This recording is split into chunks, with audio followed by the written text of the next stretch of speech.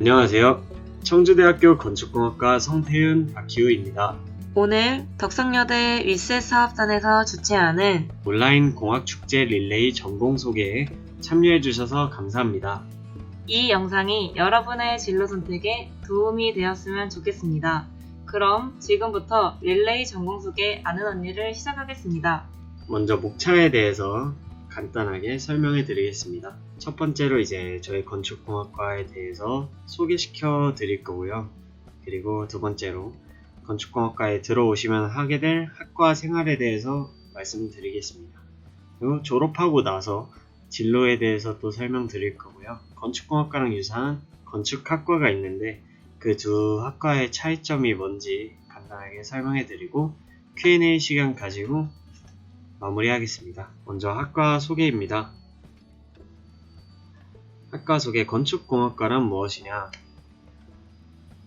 인간 생활을 영위하는 공간 창조를 위한 학문으로 공간 구축에 직접적인 관련을 가진 기술적인 분야와 인간 생활상에 관련하는 사회적인 분야를 종합하는 학과라고 말씀드릴 수 있겠습니다. 청주대학교 건축공학과는 충북 지역 최초의 4년제 대학 건축공학과를 출범해서 50여 년의 전통을 가지고 있고요. 지역 내 건축계에서 견인차 역할을 하며 우리나라 건축계의 일부분을 담당하는데 큰 기여를 했습니다. 건축물의 성능 및 생산과 관련된 공학적, 기술적 문제를 체계적으로 해결할 수 있는 전공 교육 및 전공 실무 능력 배양 교육을 실시하고 있습니다. 또 전문 인력을 양성하기 위한 교육에 초점을 맞추고 있으며 요구되는 최소한의 기초 교육 내용과 국제화에 상응하는 교육 과정을 이수하고 있습니다. 마지막으로 최고의 건축공학 서비스를 제공하고 장기적으로는 사회적으로 책임감 있는 전문 인력을 양성하여 진학률 및 취업률 제고에 기여하고자 합니다. 다음으로 저희 건축공학과의 교육 목표에 대해서 설명해 드리겠습니다.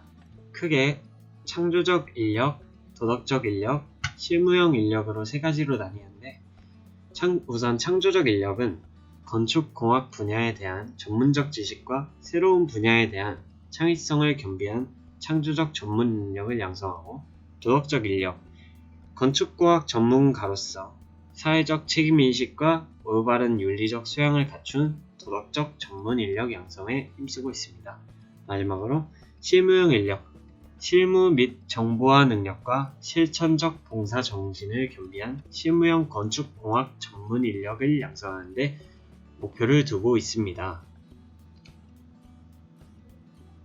저희 학과에 들어오시게 되면 학부 과정이 있는데 건축 2018년 이후에 건축학과와 건축공학과가 건축학부로 통합이 되면서 건축학과랑 건축공학과랑 공통 운영 교과목이 있고 건축학과만 배우는 교과목이 있고 건축공학과만 배우는 교과목이 따로 나뉘어져 있습니다. 네, 공통 운영 교과목이라고 해서 건축학과와 건축공학과의 공통으로 배우는 교과목인데요. 1학년 때 건축학과, 건축공학과 과정을 배우고 2학년 1학기부터 각자 선택한 전공으로 가서 이 나머지 교과목을 배우는 것입니다. 리빙 플랫폼 디자인 스튜디오는 건축학과의 설계 과정을 배우는 것이고요. 건축 형태와 테크놀로지는 건축공학의 구조적 부분을 배우는 것입니다. 그렇게 2학년, 3학년, 4학년 과정을 거치고 건축학과를 가시게 되면 5학년 과정을 배우시게 됩니다. 청주대학교가 장학금이 많기로 이용해서 자세한 장학금 내용은 청주대학교 홈페이지 가면은 정확한 정보를 확인하실 수 있습니다. 관심 있으신 분은 동영상 정지하신 다음에 읽어보시면 되겠습니다. 다음은 학과 생활입니다. 저희 건축공학과 학과 생활의 동아리는 소프트웨어 동아리, 아큐니온 동아리, 풋살 동아리 이렇게 세 가지가 있습니다. 소프트웨어 동아리는 건축 설계 실무에 필요한 CAD, 스케치업을 배웁니다. 또한 졸업 논문 양식을 위해서 소프트웨어를 활용하는 방법도 배웁니다. 마지막으로 감각 디자인을 위해 필요한 포토샵도 배우고요.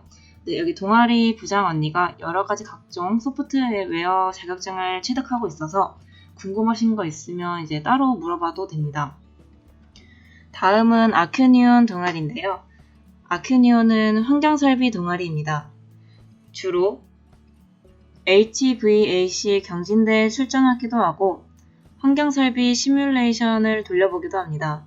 또한 석사와 학부생들이 합쳐서 각종 공모전 활동에 참가하기도 합니다. 네, 개인으로 참가하셔도 되고 이제 팀을 이뤄서 참가하셔도 상관은 없습니다. 마지막으로는 풋살 동아리입니다. 풋살 동아리는 선후배 친목 도모를 위한 것도 있고 각종 풋살 대회에 참가를 하며 우승을 하기도 했습니다. 다음은 학과생활의 연구실에 대해서 설명을 드리겠습니다. 시공연구실은 1979년 건축재료 연구실을 개설하여 연구실로서의 체제를 갖추기 시작하였고 1984년 9월부터는 한천구 교수의 지도 아래 대학원생과 학부생들이 중심이 되어 본격적인 연구활동을 시작하였습니다. 지금까지 1000여 편의 논문 발표와 많은 출판물을 발행하였습니다. 건축재료 시공연구회를 조직하여 각종 재료 및 시공에 관련되는 실험 및 연구활동과 정보 교류를 하고 있고요. 연구실 동문 체육대회와 학예수련회 등을 통하여 졸업생, 재학생 간의 친목을 도모하기도 합니다. 한일, 한중, 국제심포지엄과 같은 국제적인 행사와 전국, 레미콘 기술 교육 등 수많은 교육을 받기도 합니다. 시공연구실에 들어가시면 건설 현장에서 하는 실험들을 직접 해보며 경험을 쌓고 시공 실무에 필요한 부분의 지식을 넓힐 수 있습니다. 다음은 구조연구실입니다. 구조연구실은 건축구조 분야에 관심이 있는 연구생 및 대학원생들이 함께 모여 공부하는 곳입니다. 각종 고성능 컴퓨터 장비를 구비하고 있어서 구조 시뮬레이션을 돌려보기도 합니다. 컴퓨터를 이용한 많은 구조 관련 패키지를 실습을 하기도 하고 구조 시스템에 대하여 연구하는 게 구조연구실입니다. 합리적인 구조 설계를 위한 구조 해석 및 컴퓨터 활용 분야에 대하여 깊이 있고 체계적으로 연구를 합니다. 구조연구실을 들어가게 되면 연구생들이 졸업 후 구조 실무에 나가거나 대학원에 진학하여 계속 공부를 하는데 큰 도움을 줍니다. 다음은 환경설비연구실입니다. 건물의 완성은 사용자에게 적합한 환경을 최소한의 에너지로 제공하는 것인데요. 건축환경설비연구실은 사람의 환경 대응, 건물의 기계, 전기 장치, 데이터 분석 등을 융합하여 최적안을 만들어내는 연구를 수행하는 곳입니다. 고성능 컴퓨터가 있고요. 열 화상 장비, 온열 환경 계측기, 공조 실험기 등 다양한 장비 실습이 갖추어져 있습니다. 빛, 공기, 열, 환경에 대한 심도 깊은 연구로 쾌적한 실내 환경을 창출할 수 있습니다. 환경설비 연구실을 들어가게 되시면 연구생들이 전자회사, 통신회사, 건축 및 건설회사 등과 융복합 연구 수행의 경험치를 향상시킬 수 있습니다. 세 번째로 졸업 후 진로에 대해서 설명해 드리도록 하겠습니다. 이제 졸업 후 진로에는 4가지 분야가 있는데 이제 첫 번째로 이제 설계 분야가 있습니다. 설계 분야에서는 설계사무소, 인테리어 디자인, 건축사로 이제 취업할 수 있고요. 이제 구조 분야에서는 구조설계사무소, 구조감리, 구조검토, 구조기술사 쪽으로 취업을 할 수 있습니다. 또 세 번째로 재료 시공 분야에서는 일반적인 건설회사, 감리 및 시엠사, 시공기술사로 이제 취업을 하는 편입니다. 그리고 환경설비 분야에서는 설비설계사무소에 들어가거나 설비기술사 아니면 에너지 관련 기술사가 되기도 합니다. 그리고 이제 이쪽으로 취업을 하지 않는 경우에는 이제 더 공부를 하고 싶어서 대학원을 진학하거나 또 건축 공무원이라는 게 있어서 또 건축 공무원을 준비하거나 군대 안 갔다 오신 분은 또 군입대를 또 하기도 합니다. 다음은 유사학과 차이점입니다. 저희 유사학과로는 건축학과가 있는데요. 건축공학과와 건축학과의 차이점에 대해 설명해 드리겠습니다. 우선 건축공학과는 4년제 커리큘럼입니다. 공간 구축에 직접적인 관련을 가진 기술적인 분야와 인간 생활에 관련하는 사회적인 분야를 종합하는 학문입니다. 건축학과는 5년제 커리큘럼으로서 소규모 주택에서부터 도시 전체를 계획하는 등의 다양한 설계 분야를 배우는 학문입니다.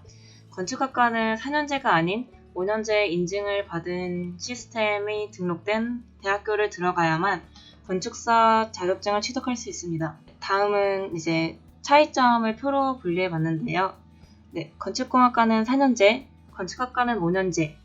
자격증은 건축공학과에서는 건축 4학년 때 건축기사를 딸 수 있고, 이제 졸업 후 실무 과정을 거치고 기술사도 딸 수 있습니다. 건축학과는 졸업 후에 실무 경력을 채운 후 건축사 자격증에 응시할 수 있습니다. 건축공학과의 설계는 디자인적인 요소보다는 구조적으로 설계, 2D 도면을 3D 건물로 만드는 방법에 대하여 배우는 학과이고요. 건축학과는 사람들에게 편리하고 효율적인 건축물을 설계하고 만드는 방법에 대하여 배우는 학과입니다. 건축공학과의 중점은 각 건축물의 조건에 적합한 설계, 시공, 유지, 관리에 관련된 이론을 실습을 통해 배우고, 특히 건축계획 및 설계, 건축구조 및 시공, 건축환경 및 설비 분야에 대해 익히게 될 것입니다. 건축학과의 중점은 전공 과목과 예술, 과학, 공학 등 광범위한 교육이 실시되고, 설계활동을 통하여 기능적이고 아름다운 건축물을 창작하는 능력 개발에 중점을 둡니다. 다음은 Q&A입니다. 첫 번째로 건축공학과를 전공해도 인테리어 디자이너가 될 수 있나요? 라는 질문을 받았습니다. 네, 충분히 될 수 있습니다. 각종 공모전 참여, 포트폴리오 준비를 하시고 4학년 때 실내 건축 기능사 자격증을 딸 수 있고 산업기사도 딸 수 있습니다. 각종 기사 자격증과 전산 응용 건축제도 기능사 자격증만 취득하면 충분히 인테리어 디자이너가 될 수 있습니다. 두 번째로 들어온 질문은 건축공학과를 진학하기 위해 공부한 주요 과목은 무엇인가요? 솔직하게 말씀드리면 건축공학과를 진학하기 위해 공부한 주요 과목은 따로 없고, 이제 대학을 와서 후회하는 건데, 이제 이과생이시면은 과학 과목 지구과학, 생명과학, 물리화학 중에 2개를 선택해서 공부하잖아요. 저는 지구과학이랑 생명과학을 했는데, 이제 막상 대학 와서 배우는 건 물리랑 화학이더라고요. 그래서 어느 정도 선행학습하고 싶다고 생각하시면은 고등학교 수능 볼 때 이제 물리랑 화학을 선택하셔서 미리 공부해 놓으시는 게 조금이라도 도움이 되지 않을까 싶습니다. 네, 저는 문과를 나왔는데 문과라고 이제 공대결에 지원을 못하는 건 아닙니다. 물론 처음에 들어왔을 때 물리, 화학을 배우는데 많은 어려움이 있었습니다. 처음부터 다시 해야 한다는 그 어려움이 있었기 때문에 여러분이 문과시라면 물리, 화학을 대학교 들어가기 전에 한 번씩 훑어보고 공부해서 들어가는 게 더 수월하다고 생각합니다. 다음은 건축공학과를 선택한 후 가장 힘들었던 일은 무엇인가요? 2, 3학년 때 여러 실습을 되게 많이 하는데 저는 건설 현장에서 실제로 하는 콘크리트 타설 실험을 했었습니다. 콘크리트를 비비고 타설하고 배합하는 과정에서 시간이 되게 오래 걸렸습니다.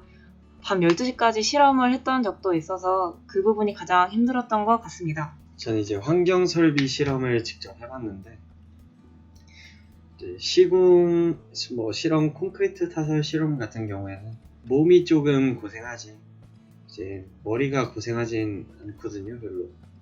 네, 환경설비 실험을 이번에 해봤는데 저는 몸 쓰는 일이 좀 더 편한 것 같더라고요. 이제 좀 생각할 게 많아지니까 저는 그 부분이 더 힘들었던 것 같습니다.